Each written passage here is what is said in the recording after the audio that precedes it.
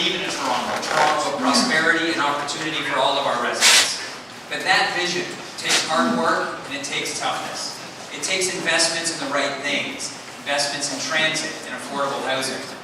It's also going to take a focus on protecting that which is unique and special in each neighborhood. The card, it's so big, it took me right off my stride. I believe that, and I believe we can make those investments and move forward. And I'll tell you, I grew up on a farm in southwestern Ontario, so I know what it means to work hard, and I'm a trial lawyer to earn my living, so I can be tough when I have to. I'm ready to work for you. I'm ready to fight for our neighborhoods. I'm Joel Dick, and I'm asking for your vote on October going to feel listened to. They believe that by time they're invited to a public meeting, the plan is already in place, or that, even more cynically, I've heard at the door several times, we know what they do. They ask for 40 stories so they can cut 10 off and say they've compromised, and it goes ahead with what they wanted. That's a kind of system that breeds cynicism, and it's a cynicism that is incredibly unhelpful and unhealthy for our city, and we need to attack it head on.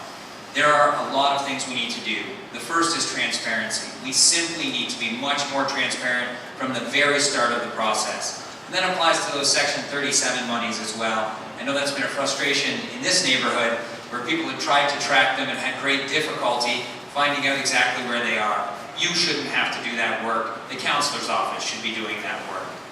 I also believe we had something really good back before amalgamation with the local planning councils, where we had citizens involved much earlier, at the very start of the process.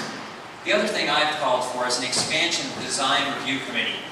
We've used that on some marquee projects like the waterfront, where there's an actual group of architects and planners who look at the aesthetics, look at the look and feel of a proposed project. And I think aesthetics do matter. We build buildings for the next 100 years. They found our neighborhoods. Their look, their feel is what makes the neighborhood what it is. And we need to be honest about that, and we need to talk about it with new development. We need to make sure new development looks right, feels right, meets the street in the right way to support the character of our neighborhood. So those are the three things I would do. More transparency, much earlier citizen involvement, and meaningful citizen involvement. And I would like to expand the design review committees to the entire city so that we are looking at the actual aesthetics of these projects as well. The secondary plans. We can do that. We can sit down with the neighborhood associations. We can identify what makes each of our neighborhoods so special.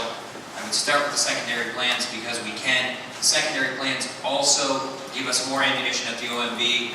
You're not going to find any OMB supporters up here on the stage. We'd all like to see it gone, but we can't do that. But what we can do is arm our city with those secondary plans, arm ourselves so we're in a better position while we fight the bigger political fight. If you want to know what my priorities or any person's priorities really are, look at how they spend their money.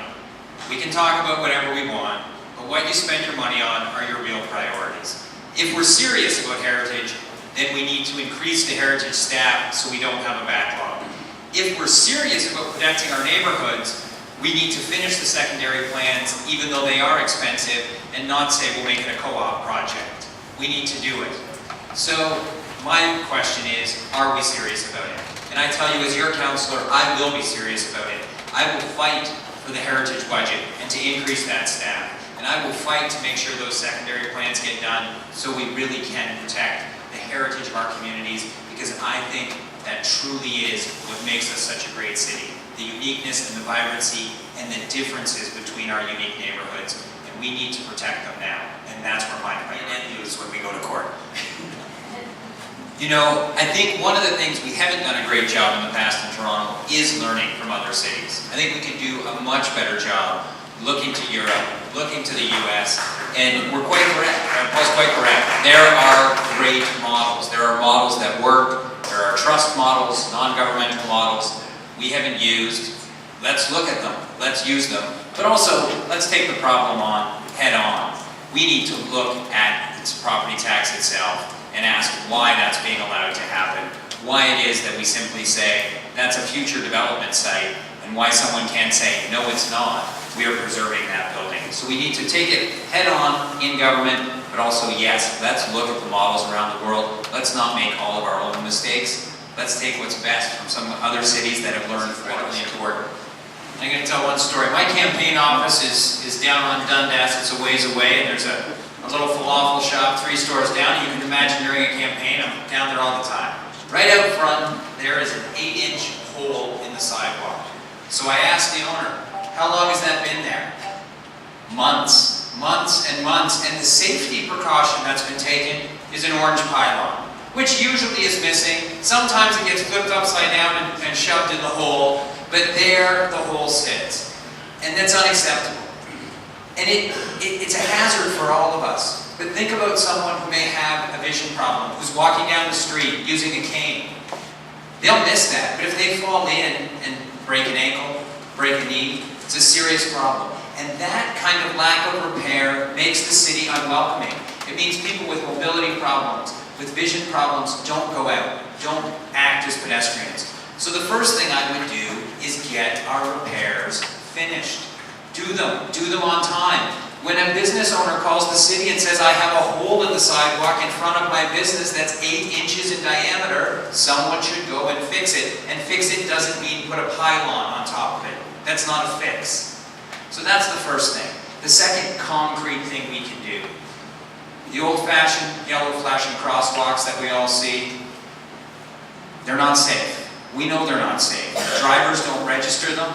Drivers are looking for traffic lights. I'm a driver often as well. It takes an extra half a second to register, and that half a second can be very important to a pedestrian when it's a pedestrian in a car. We should remove the yellow flashing crosswalks and put in pedestrian activated traffic lights. Those are 2 things we can do in the very short term to make our city more pedestrian friendly. In the long term, I think there are a lot of things we can talk about. We can talk about widening sidewalks. We can talk about what they've done in Kensington Market with car-free Sundays and expanding that. There are a ton of great ideas out there, but we need to get the basics right quickly so that everyone feels safe on our sidewalks and that everyone knows they can walk where they need to. On the website, you'll see something called the Neighborhood Matching Fund. I borrowed it from Seattle. It's a way to get neighborhoods leading initiatives in their community so we can get pilot projects and experiments up and off the ground. Process was a terrible process, and I think it led to a bad decision. I have committed, when asked this question again and again, these 6 months, if I am your counselor, will be a real review. It will include members of this community, it will include the ABC Neighborhood Association, it will include the neighborhood associations in Rosedale that are also affected. We will look at this from first principles, and we'll look at what the staff have to say, what the technical experts have to say. Because when you look at what's been done, what's the ultimate solution? What are drivers really going to do? They're going to turn onto McAlpine and then turn onto McMurridge, and you've created a much worse traffic problem than anything we were trying to solve. That's my intuition, and that's my guess, and I suspect that when the technical staff report comes back, that will be what it says. It's a 6-month pilot project. Let's let it go ahead for 6 months, because at the end of the day, I think everyone's fears are going to be clear, the data is going to be there, the evidence is going to be there, and we will have a full, transparent, complete look at it, and we will make a decision in the best interest of all of the communities that are served by Belmont. Thank you. Let's go to Chris. As your counselor, I'll look to find common ground with whoever the mayor and the other counselors are to push forward our priorities. But the fact of the matter is, where I disagree, where I believe that the interests of Ward 27 and my conscience mean that I disagree, I'll oppose the new mayor and other councillors, and I'm comfortable in the role of opposition. It's an honorable role to be in sometimes. The fact is, the one thing we have to do is make sure that where we oppose on principle and not personality. And so I think whoever our next mayor is, there will be times that the interests of Ward 27 are different than that mayor's agenda, and we'll need to oppose the mayor at that point. There are also times where we'll be in alignment and where we can support and find common ground. The very important thing for me is that we keep those disagreements principled, we keep them about the issues, so that on the very next issue, there's still room to work together, and we don't let opposition become personal. I think unfortunately at our current city council, far too much of the opposition has been personal and not principled. Because I think the most important thing we can do is build a real culture of cycling and do the education to get cyclists off the sidewalk. And one of the problems I think we've had is exactly what's been identified. Our bike plan isn't finished. It's So we have bike lanes that just end, and cyclists who use those bike lanes then jump up onto the sidewalk as they feel safer, but they endanger us. I spoke to one of your neighbors who lives on Bloor. She's blind. She was struck this spring, knocked down, and injured by a cyclist on the sidewalk. I think if we complete those links in the bike plan, complete those lanes, then we can help create that culture of cycling, that education to get people off of the sidewalks, and I think that's very important. We need to do it. Part of our problem, I think, has been without those, there's a bit of a daredevil attitude to the people who are choosing to cycle. The people who would cycle more safely aren't cycling. I also agree, of course, with what's been said. We do need enforcement, and we need enforcement now.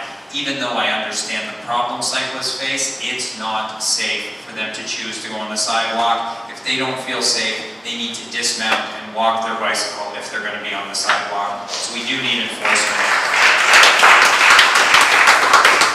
And we need education. So those are the three things. Build the links in the bike plan so there's a safe place for cyclists to be. Educate cyclists and create a real culture of cycling in our city. And yes, enforcement. I'd like to add my thanks to GYRA and to all of you. It really is inspiring to have a room full of citizens come together to listen to a debate about municipal politics. I think it says something very good about our city and something very good about our communities. I'm Joel Dick, and a vote for me is a vote for investment in transit. An investment we'll make by levying a $1 a day fee on commercial parking spaces. The Toronto Board of Trade has told us that would raise $1 billion a year. That's money that we can put into serious investments in transit that we need. A vote for me is a vote for more affordable housing by passing an inclusionary zoning bylaw.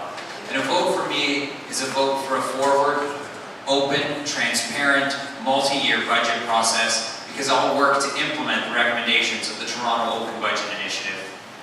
I'm Joel Dick, and I am ready to fight to protect the unique character of each one of our neighborhoods. I'm asking for your vote on